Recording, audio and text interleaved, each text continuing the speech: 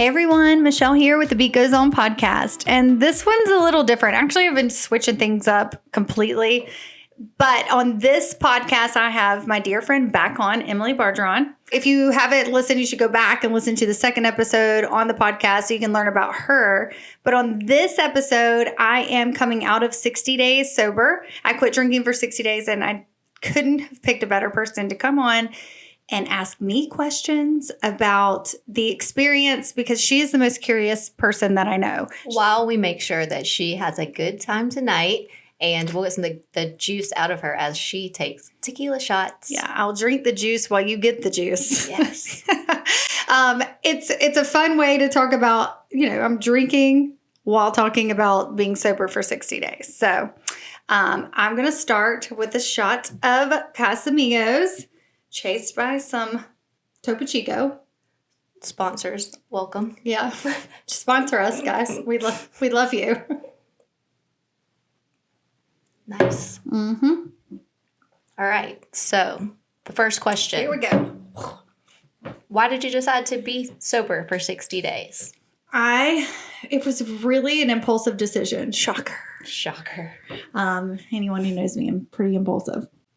So I was, just in a place where I was like, I need change fast. I had some things that were falling apart, things that were not falling apart from good things happening in Charleston with you. Yeah.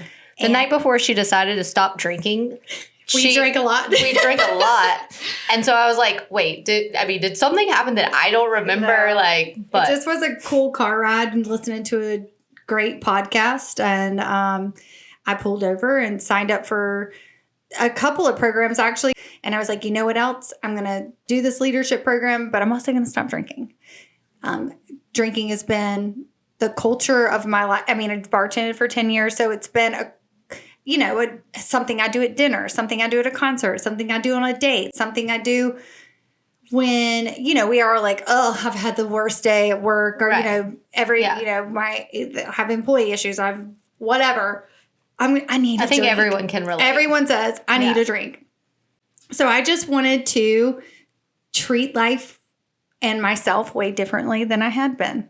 And so it was not, everyone's like, what program are you on? I'm like, it's not AA or anything. Yeah. Nothing against an AA is a beautiful thing for lots of people, but it was Michelle issue. Self-appointed. It was temporary. I just decided to smack that on with all these changes. And I'm not going to go too much into it because it would bore you, but I wanted to face life head on. And that was something that was regular in my life that is unnecessary. And I wanted to prove that it was unnecessary. So I took it out. Nice. So what was the most awkward thing that you had to do while sober? A date. I never realized, how easy awkward dates are freaking awkward. So was your date drinking? Yes. And I made it known like he should. And he was very kind. I have nothing bad to say about the dude. But it surely would have made life easier if I had... See, it's a crutch. It surely would have been nice to have that crutch. But I made myself live in the present because it's one of the things in my program that I just wanted to be present. And I made myself... there are questions I wouldn't have asked that I did ask. Because I had to entertain my brain in a different way because I didn't have the crutch. The inhibitions were there. Like nothing was gone. So while dating, sober, were your dates ever getting drunk to the point where you got the upper hand on the questions? I always have the upper hand on the questions. I'm just kidding. I feel like I definitely had an upper hand. For many reasons, but no, alcohol was not the issue. I think I had an upper hand because I was self-loving and self-caring. The alcohol had nothing to do with it. I think I had the upper hand because of where my mindset was. We forgot the rules of this game. I have forgotten the rules of this game. I'm gonna pour. There's supposed to be a tequila shot for every question. Because I was going loving. I was like, this is very calm. Seems like it's not quite going the direction that it should be. Sorry, my questions progress as Michelle her tequila intake increases. So we're here. Shot number 2. There's going to be 10 of these. Sheesh. And this was my idea. This was her idea.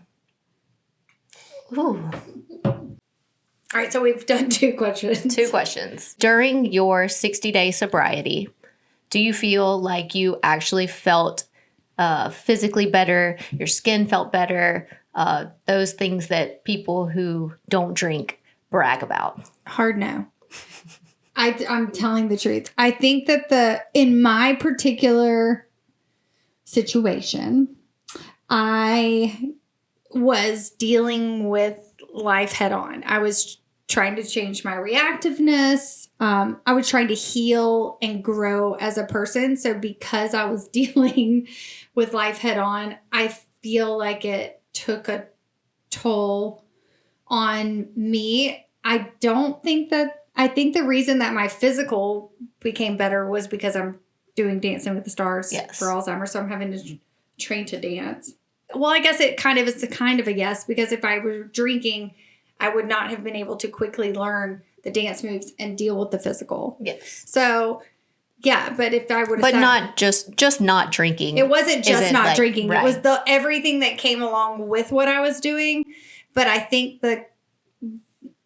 drinking does, don't think I know, it's proven, it brings on anxiety. So dealing with all of this stuff, I was dealing with it head on, but the next morning I meditated instead of, drinking a Gatorade and coffee, and, it just makes you deal with it, with the emotion head on, instead of the vicious cycle of have a drink, go to sleep, wake up, coffee, distract your mind. It was just dealing with life in a different way than I had in years and years and years. Okay, next shot. These are coming fast now. Woo! Was there a time where you felt like you really may not be able to complete the 60 days that you're like, I have to have a drink right now? Mm-hmm. And how you restrained from doing that? Well, the date, I was 2 hours away from home, and it wasn't, sorry, dude. I wasn't into him, but I was having fun making a new friend. I was into the conversation, but I didn't want to go. There was no physical, ooh la la, there was none of that. So after the dinner at this very nice restaurant, we went to a bar that I would very much, the music was good. It was popping. I couldn't hear anything he was saying because it was loud in there. And I was like, man, I really want to drink. But I will tell you, I was drinking soda water with a splash of cranberry. And I think there was some placebo effect because I did dance a little and move a little. So I think I had some muscle memory. Yeah. I where I loosened up and was able to enjoy myself and have fun.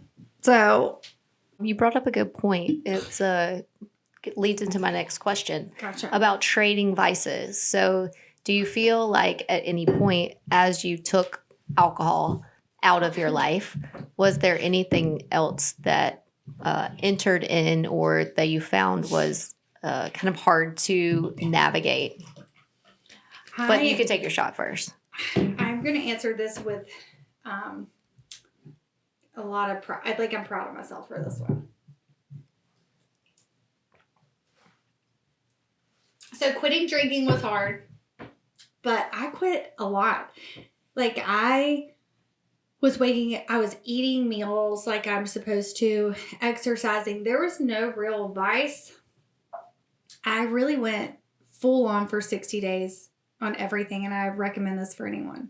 Just take 60 days and things. This is a very big ask. This is a very impressive thing that you did that most people, personally speaking, I'm not sure that I would have the ability to do what you did. I didn't get mad. I didn't overreact. I am a very reactive, emotional person. I'm not going to go into it, but I had a very rough childhood, and I not putting the blame, which is exactly why I did this. I was like, I'm not putting the blame on my childhood. That is not my true heart. I'm going to be who I'm truly meant to be, and I'm going to live my best life, and I'm going to be exactly who I want to be. And so I quit drinking, and I read 24 books. That's still very impressive. And I lost some friends, or I didn't lose some friends. Some friends hung out with me less.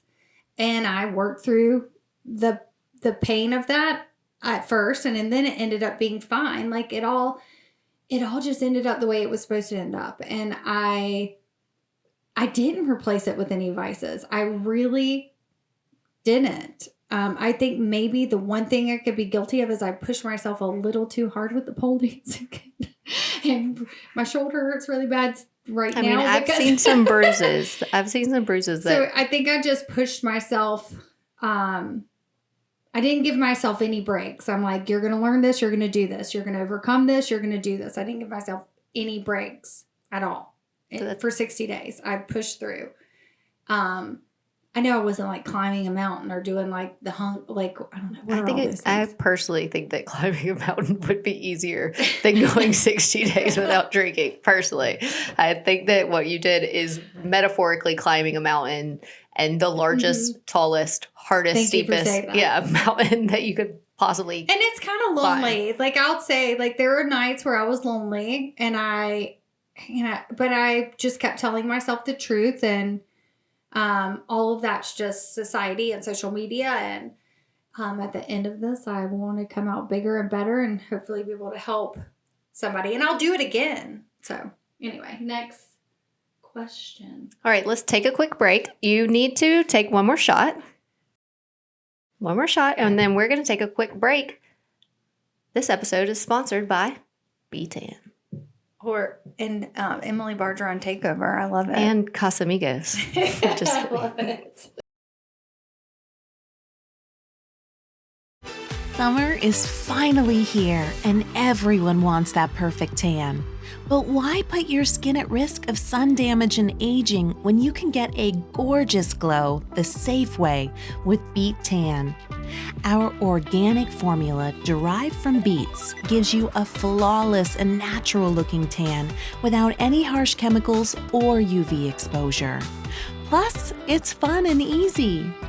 And if you want to join the Beet Tan team, we're hiring. We're looking for spray tan technicians and administrative help. Submit your resume to hello@beettan.com and join our fun and exciting team. Have a safe and fabulous summer with Beet Tan. Let's get glowing. Visit us today at beettan.com. All right, guys, we're back. And it's time for another shot. All right, Michelle. So a little bit about our friendship. We've been friends for about 8 years, which is wild. We've spent many, many nights out. So tell me a little bit about me. So what's one of your favorite nights that we've had out? Well, I mean, there's a lot. I love the saddlebags nights. That's what I would say too. Yeah. So Emily loves to go to saddlebags. We could be having the best time. I mean, we will dress up and be the chameleon, and we could be at the fanciest Telfair ball in town, and then leave there, go to social club, and end up at saddlebags. And that's what I love about you. And I feel like my little girl likes to get carried out of saddlebags over someone's shoulder. You bring the little girl out in me, like the no given. We will go in saddlebags. And it's okay. So let me just tell you a little bit about her. She will instigate it, and I will not back down. That is valid. And not only will I not back down, I will be the puppet to her puppeteering. So the more tequila, the more I will go do whatever. So one particular night, we were nitty gritty. Remember when I got on the stage and... Oh, so we go to saddlebags with the point to get kicked out. Like, we don't leave. When we're ready to go... Yeah, when we're ready to go, we have to be carried out. It's just... It's fun. I don't know if you've ever been to saddlebags, but there's so many reasons to leave. But there's also just so many reasons to stay and to be thrown over someone's shoulder. So, yes, many a times I've seen Michelle, ass in the air, over a big old bouncer's shoulder being carried out for, I mean, and honestly, with this being said, for just getting on stage. Like, it's nothing. We didn't hurt anybody. We paid for our drinks. We usually over tip. Like, nothing. terrible, but they have really You weird... put a stage in front of us, and it's like... And tell us not to get on it? Yeah. It just doesn't make any sense. And because it doesn't make any sense, as we have cocktails in us, it infuriates us. And then we're like, let's just leave this place, but let's get kicked out. Yeah. In fact, it's on them, though, because now when we get in there, they're like, all right, are we kicking you out tonight? And we're like, no, yes. And it's always a no, then you get in, and then obviously it's a yes. I know I'm so competitive. If we go in there, I'm going to be the one usually that gets us kicked out. Yeah. I turn into like, oh, this sweet little thing from South Georgia. And Michelle is like this firecracker from Jersey who But she instigated the whole thing, and that's the whole reason we went there. That is all true. Yes. So that is my favorite thing about her, though. So here's the backstory, or here's my perspective of it. You were a sorority girl. I was not. I had a baby, and you were at Georgia Southern. So fast forward to being friends now. I never had the sorority life, and you're going back to it. So I'm living a life I never got to live out. When I'm with you, Yeah, so you're living your full sorority girl life right now. Okay. Like full on. So when we go out, I'm like, dude, this is the funnest shit ever. I'm all for it. And we damn sure have fun. Savannah has a ton of bachelorettes and sorority girl style chicks, if you will. So yeah, we blend right into the thick of it. But we're cooler. Emily has the best style, and I got the best sass. Sass, not ass, by the way. She's got the ass. But I'm kidding. You have a great ass, but sass for sure. Yeah. All right, shot. All right, another shot, another question. These questions are getting better. All right, what is your drink of choice? Now it's tequila. All right, I love tequila. With that being said, it is time for... I feel like we should have like a bell that plays. Like, it's time for another tequila shot. Okay. All right, I'm taking it. They can be baby. But no, Michelle doesn't half-ass anything. If she's taking a tequila shot, it's going to be a real tequila shot. I really don't have... All right, I need to learn how to half-ass. If you could go... No, you don't. You're good. If you could go anywhere in the world right now, where would it be? Australia. Because I recently canceled the trip, and Gabrielle Bernstein has a whole thing, and I can't go because I have other obligations, and that's where I would like to be. Okay, what... Oh, I guess this time are really coming Damn, fast you're now. really with me right now. I want to be Here, in the I'll land. take one with you this time. Wait, what is Australia? The land down under? It's not the land down under. It's the That's outback. a cartoon from our childhood. Can you speak in an Australian accent? No, you have to answer the question in an Australian accent. That's a good one. Well, mate, I don't think I can do it very well. Wait, did they say mate? Yeah. Okay. Yeah, I'd like to go to Australia and have some kangaroos in my front pocket. And it's a long flight. I don't know. You're doing I great. am not. I think I just went English with it. No. The answer to the question is no. I cannot speak an Australian accent. But at least you'll understand the language. And I thought of a kangaroo. Cool. I mean, People die there. They have they have animals we don't have here. All right, sorry. what? People die everywhere. People are attacked by kangaroos. Yeah, but they have animals that we don't have here, and they kill people, and it's scary, and it's a dangerous place, and I want to go there. Okay, there you go. We'll keep it moving. I don't know All what right, I'm saying anymore. I think that means that it's time for another tequila shot. Okay. All right, do you like house parties or do you like going out? I don't like house parties, I'll be honest. Same. You can't put me in a box. You can't put me in a box in somebody's house. Then I have to respect their house. And then it's like, if I don't, I'm in trouble. But when I'm out, I'm out. I'm out and about. And I'm free. I need to be free. Okay. Time for another question. So another shot. I should start inserting stories in with so that would give you a little time to recover. Like I love a good Michelle story. So. All right, next question. Do you ever think that you would or would want to abstain from alcohol for another 60 days? Yeah, I think I should do it at least yearly or twice a year. Definitely. Twice a year? That's... Yeah. I just have had the best 60 days of my life. And I will always go backwards. But I will not forget who I am. Yeah, that's beautiful. That's the point, right? Say it. We'll take a break. Sponsored by Beet. Sponsored by Beat. Let's take a break. Sponsored by Liquid Death and Casamigos and Betan and Salt. And Mamie Ruth. Oh, wait, I can be. Summer is finally here, and everyone wants that perfect tan. But why put your skin at risk of sun damage and aging when you can get a gorgeous glow the safe way with Beet Tan? Have a safe and fabulous summer with Beet Tan. Let's get glowing. Visit us today at beettan.com. Okay, and we're back. And we're back. I actually have a funny story about you that you might not even realize, or that maybe I haven't shared with you before. All right, tell me. So but prior to meeting Michelle, which I think, Savannah's very small, so we run in the same circles and we have a lot of mutual friends.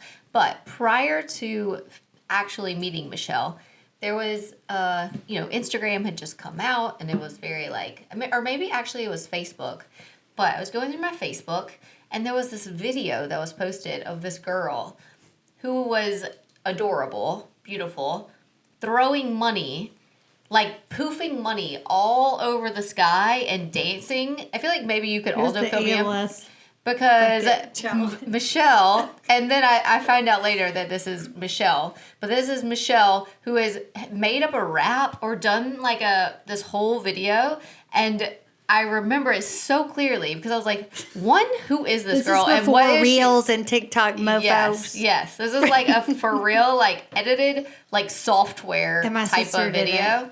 And first thought is who is this girl? Second thought, who is this girl? We should probably be friends. And so shortly after, obviously, I was like, all right, someone introduced me to this bitch. She's crazy, and I like it. So tell us a little bit about this video and what was it? Because I don't actually even know. It was the ice bucket challenge.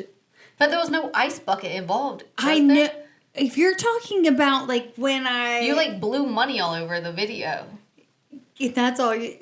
Yes, because everyone... I got tagged in... And I actually knew someone who was suffering from the disease. And then, you don't remember, everyone was pouring ice on themselves. Yes. No one was actually giving money. It was before Reels were cool. Yes. So everyone was just trying to be seen. No one gave money. Right, yes. It took off. It kind of was the first, it was a cool thing because it kind of made us all realize where social media could go in a positive way. Yeah. But So let's circle back to why you did money instead of ice. Because I actually raised the money and then stood there, and then my sister, who's very Christian, I was like, here's what we're going to do. I'm going to look like I'm pouring ice and I had a t-shirt. Yeah, a wet t-shirt, right? But there was no wetness. So it was I was just about to be poured with the ice bucket challenge, but instead it was the money I raised, and it was dollar bills, and I raised money, and I actually gave it to ALS. How much money did you raise for ALS? It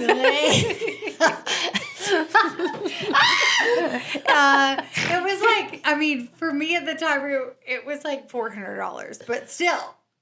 We did it in once, true to my bartender self, and I was don't tag me in this, and me not actually, wasn't gonna fake it. So this was my first I didn't know experience of Michelle. I was like, this is funny. I like this. And then we had mutual friends, and also I needed a spray tan, and she had just started her spray tan business. Mm-hmm. We're like, come on in. I had a store on Liberty Street, so my business partner has a store on Liberty Street. And I were very welcoming for Michelle. Come in, spray tan. We had so many fun events, and who would have known that how so many years later that we would still be now in the same office space, sharing so many things and gone through so many adventures and life stories together. I could cry right now. Emily and Mary Liz were the first people that I experienced that just were accepting. There was no competition. They were excited for my ideas. They wanted to help. So if you go back in time to when I first started a business, it was like a challenge. Like there were walls and walls and walls, and there were no. I think you should maybe touch on that. First, I think you should take a tequila shot.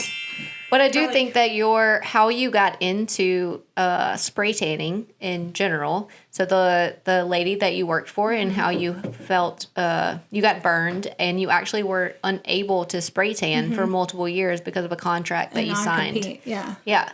And how you had to wait through that non-compete. Which is why I bartended. Yeah. And how you felt those like restraints. And then and I felt like I wasn't good enough. And I met the two of you in the bar that I worked at. And here, I don't even know that you know this. Here is my interaction with someone living their life out unrestricted. You said this. You said no one ever told me I couldn't. Yes, that's true. And Mary Liz very much lives her life that way. Yeah. I was not in that. That wasn't my life at the time. So here I am with these two beautiful, most wonderful women you could ever meet. And they were cheerleaders for me. And still are. And in that moment, I was like, well, they think I can do it. I can do it. And I did it. Bitch be doing it. But you guys were seriously like, and Mary Liz said this recently. She was like, well, we were just trying to capitalize on because you had a good, I didn't know I had a good reputation. I didn't know I was worth anything at the time. I just was doing it. I was living in a different perspective. Yeah. And that's such a testament to how what you think about yourself is what you are. And I think that that's what you have come to know through these different things that you've done and the programs, but that you did. Well, take all the programs out of it. Our friendship, you've always been that. We have always said we want more, we want to do more. Yes. We've always said it's monopoly money. Yes. Life is that not. That is definitely the way that I think both of us think. Yeah. You just have to think about money as it's all a game. We're all here for a short amount of time and you have to spend it wisely, obviously, but it goes and it comes. Sometimes you get to pass go again and you get another $200 and then sometimes you go to jail. Metaphorically. sometimes you go to jail, not metaphorically, and those are not the greatest moments, but that's a podcast for another time. Here's what's beautiful about this whole conversation is I will never forget the feeling that came over me in the basement of Social Club when I met you and Mary Liz. Oh, no, I'm gonna cry. Don't cry. I'm not, actually. And I felt like I was somebody, and I wanted to I knew that my idea was something, and I was somebody. And then all along the way, Emily helped design my logo and my next logo. And the next. She has been a catalyst, for my life in business. And here we are sitting together drinking tequila. Right. Is there anything you guys want to do this summer together? Or do you have any long-term We have. plans? So what we've never done, we've never taken a trip together. That is not true. We went to LA. We did a whole trip. No, but we haven't done a Okay, you and I would be down for that. I think that we should definitely go out the country. Yes. We haven't gone out the country together. And we are from the country, so we need to go out the country. But Well, I'm just saying that I think we I'm should. here for it. We should do something that's Yes. in Bali, Eat, Pray, Love. Yeah. What you and I connect on always is spirituality. Yes. I love that I can, when I'm in a moment where I just need to be centered, that Yeah. you're who I call. So we're going on an international centering journey. Yeah, I'm here for it, for sure. I know you are. All right, that's a goal.